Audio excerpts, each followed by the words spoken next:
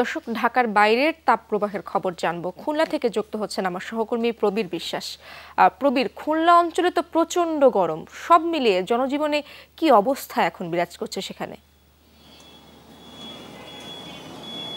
জনজীবনে একেবারে হাপিত্যচিসার্থ যদি বলি, এবং বিপর্যস্ত। কয়েকদিন ধরে গরমে একটানা গরম, মানুষ আসলে প্রয়োজন ছাড়া বাইরে বের হচ্ছে না। আমরা যদি দেখাই নগরীর গুরুত্বপূর্ণ একটি জায়গায় শিববাড়ির মোড়ে দাঁড়িয়ে আছে, যেখানে সবসময় লোকারণ্য থাকে। যদিও সাপ্তাহিক ছুটির দিন শুক্রবারে একটু জনসমাগম কম থাকে, কিন্তু এটা একেবারে চোখে পড়ার মতো কম। অর্থাৎ জরুরি প্রয়োজন ছাড়া মানুষ কিন্তু ঘর থেকে বের হচ্ছে না। এবং আজকের খুলনা যে সর্বোচ্চ তাপমাত্রা রেকর্ড করা হয়েছে সেটি 39.7 ডিগ্রি সেলসিয়াস। গতকাল ছিল এটি 41.5 ডিগ্রি সেলসিয়াস। আপনাকে বলে রাখি, গত 25 বছরে এটি ছিল সর্বোচ্চ তাপমাত্রা। অর্থাৎ 25 বছরের মধ্যে খুলনা তাপমাত্রা রেকর্ড গতকাল ছিল 41.5। অপরদিকে যশোরের আজকের তাপমাত্রা 40.8 ডিগ্রি, চুয়াডাঙ্গায় 42.7 ডিগ্রি, সাতক্ষীরায় 39.5 ডিগ্রি, কুষ্টিয়ায় 41.8 ডিগ্রি সেলসিয়াস। এবং যদি বলি যে যারা এইখানে খেটে খাওয়া মানুষ আছে, যদি তাদের সঙ্গে আমরা একটু কথা বলি, এখানে একটা মুরব্বী যিনি সিএনজি চালায়, গরমে কি অবস্থা, আসলে কতটা দুঃখ কষ্টে আছে? কিন্তু কাজই করা যাচ্ছে না বাবা, অস্থির হয়ে যাচ্ছে গরমে। কখন বেরিয়েছেন গাড়ি নিয়ে রাস্তায়?